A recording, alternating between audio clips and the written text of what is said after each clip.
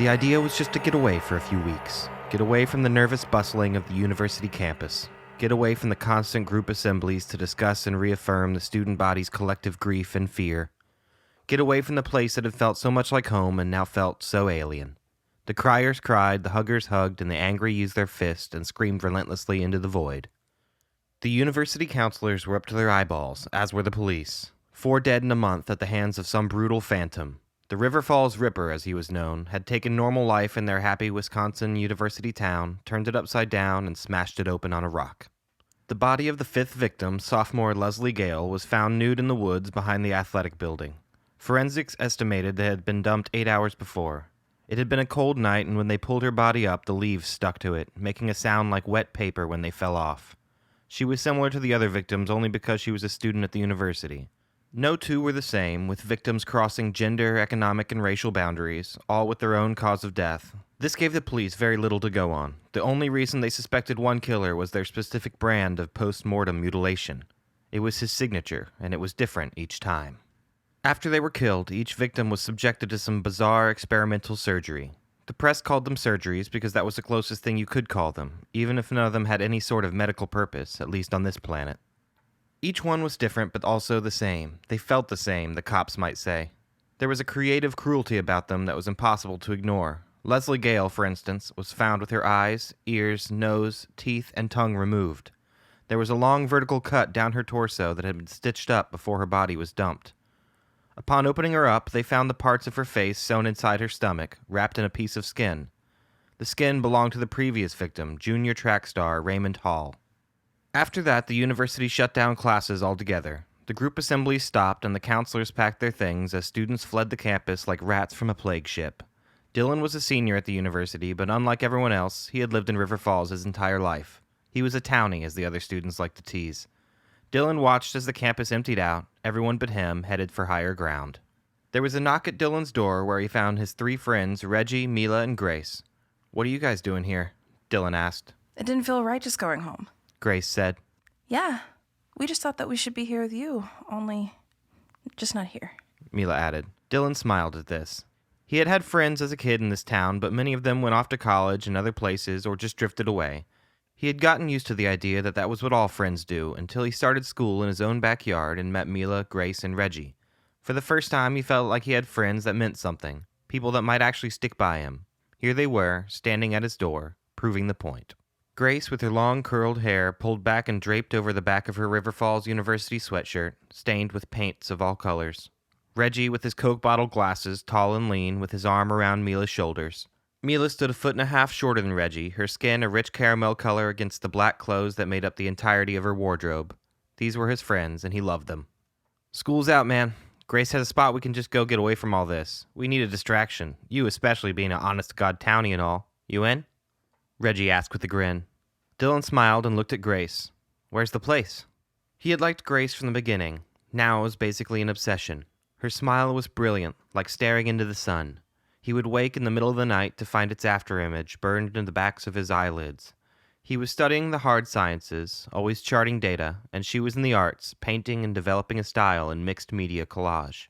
Thinking of them together, he imagined them as 2 opposite sides of the brain, he the logical left and her the whimsical right.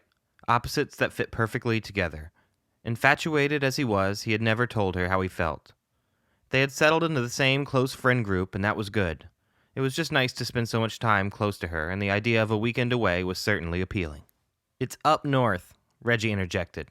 "Now get your things and let's go." In Wisconsin, when somebody says they are going somewhere, they always say they are going up north, no matter where they are going. Didn't matter if they were driving compass west directly into the pink sunset of the Pacific, they were really headed up north. This was a bit of regional quirk that Reggie had picked up on and loved to toss around whenever he could. Dylan didn't mind.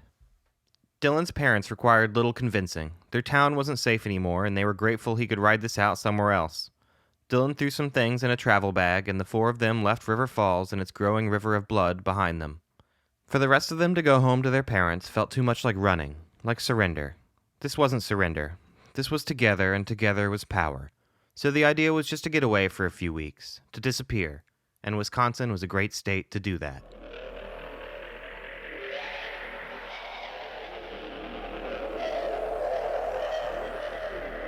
The drive was long and easy, and they passed the time taking turns choosing music. There was little conversation. Talking would eventually lead to the topic of the Ripper, and more than anything, they wanted to leave that subject behind. Every mile they put between themselves and their campus was a blessing, and Dylan didn't care if they kept on driving forever. Dylan was sure each of them was doing the same thing he was, silently sifting over the Ripper's crimes in their heads, trying to understand the incomprehensible. Dylan sat with his head against the passenger seat window and thought about how it all started. All of them had known the first victim, Dennis Taylor. Even if none of them had considered him a close friend or part of their group, he was always around and a nice enough guy. He played sports, but also took art classes with Grace, and was usually showing up at the same parties they went to, most of the time with a couple hand-rolled joints and an empty cigarette pack. They had smoked a few of those joints together, but never talked about anything deeper than which classes they were taking and what music they were listening to. He was just one of the many countless faces swirling around their happy campus, not quite a friend, but more than a stranger. That is, until they found him dead on the soccer field. Then everyone knew his face. Suddenly, he had been everyone's best friend. Dennis's skin had been peeled back from his torso, stretched tight around his arms, and stapled to his back. His body resembled a red, fleshy cocoon with a human head peeking out from the top. His eyes had been removed and the sockets filled with small bouquets of roses from the campus rose garden. That was how it started, the overnight metamorphosis of their college campus into a killing field. As Dylan worked over Dennis's murders for the 100th time, his thoughts returned, as they so often did, to the pigs. Dylan had shown an aptitude for science as a boy and was now well on his way down the pre-med track. He was, like his classmates, no stranger to animal dissections in his biology labs. They had taken apart frogs, rabbits, even a cow's eye, but the way Dennis's skin had been pulled back had always reminded him of the way they had started with the pigs, sliding a scalpel down the middle in order to pull back those two large flaps of skin. There were over 30 people in his biolab, and there were other lab groups just as large. All of them with the same experiences, learning to cut and then to peel. It was the belief of the police that the killer had some anatomical knowledge or interests, and Dylan tended to agree with this. The similarities were just too obvious. When you thought that way, it was almost too easy to imagine almost anybody in his classes as the killer. For 2 weeks after they found Dennis, Dylan had reoccurring nightmares about pigs with roses in their eyes. We're here. Grace said as she turned down the radio. The car turned down a long driveway, stopping in front of a small cabin tucked away on a private 6 acres, backing up against the forest. My parents are being chill for once and letting us use his place, so don't fuck it up too bad.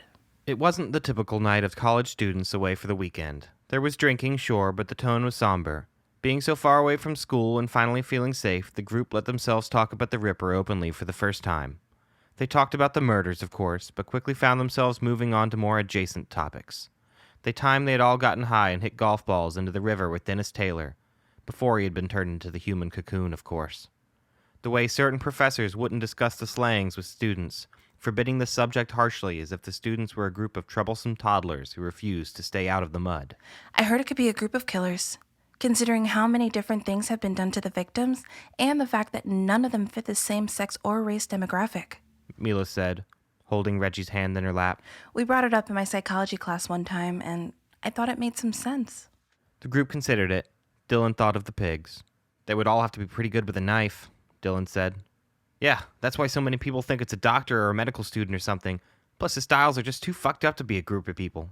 I mean, you already have to be batshit to want to turn somebody inside out or whatever. I personally find it hard to believe that that person is going to be able to round up a group of like-minded individuals and start some new sort of extracurricular, Reggie said, and the group agreed silently.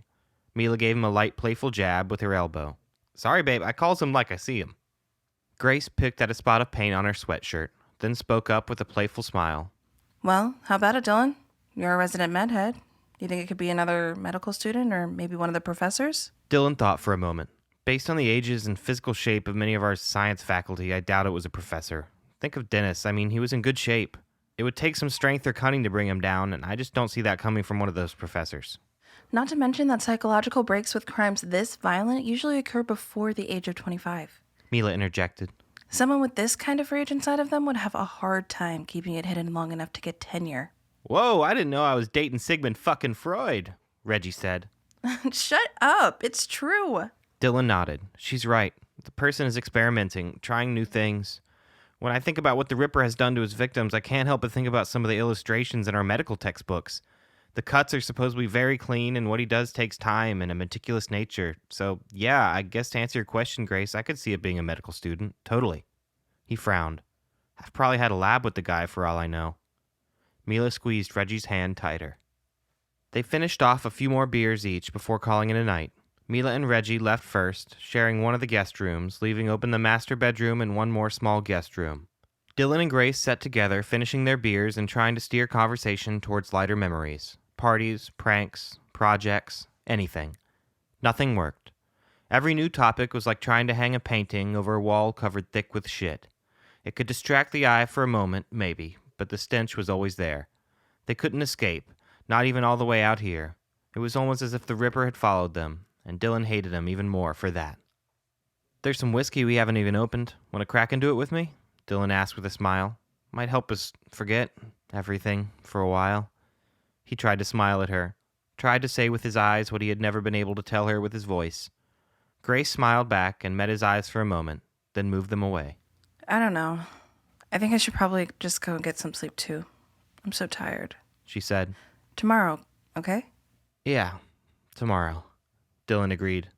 They finished their drinks, said goodnight, and went into their separate rooms. Grace in the master and Dylan in the remaining guest room. That night, Dylan dreamed of the pigs again. They had flowers in their empty eye sockets and squealed in pain as their torsos opened up like a cocoon splitting down the middle. A buzzing rose up as he saw that inside the pigs were hearts made of beehives, writhing and furious. Instead of honey, they oozed with thick red blood. Each heartbeat forced out another spout of blood and a cloud of angry bees.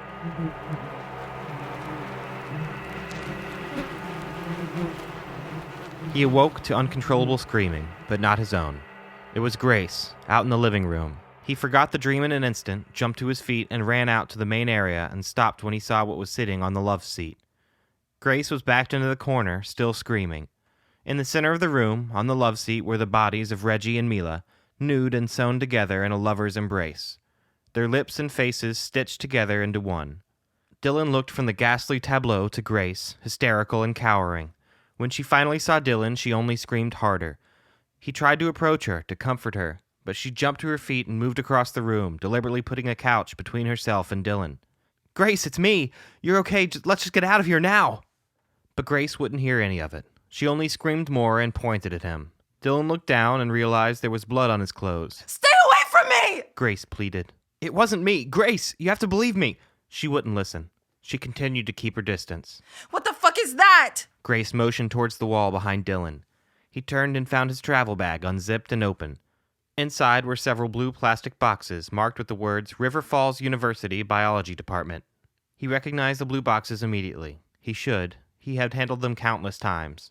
He approached the bag and leaned down, opened one of the boxes and finding exactly what he expected. Several surgical scalpels and tools used in basic dissections. They were caked with dried blood.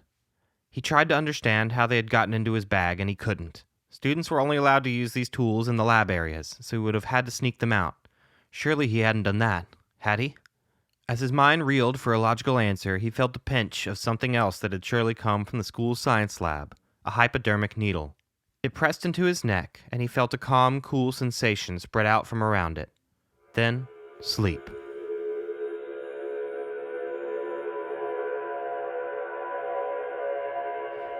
Dylan awoke an unknowable amount of time later, finding himself sitting in the kitchen chair.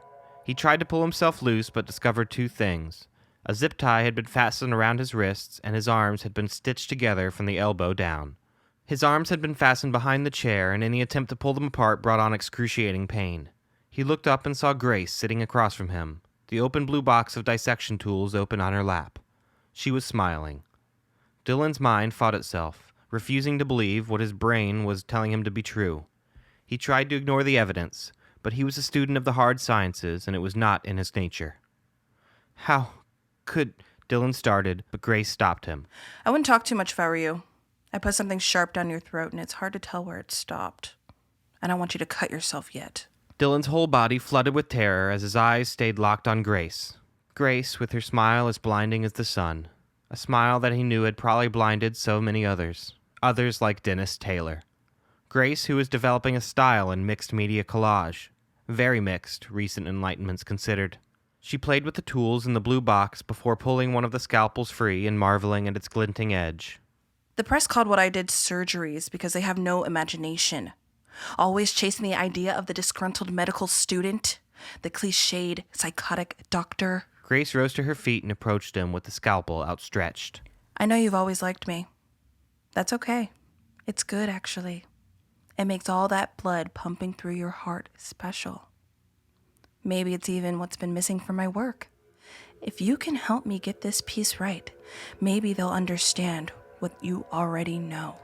She made her first cut across his chest with the speed and confidence of a painter guiding their brush across a canvas. I'm an art major.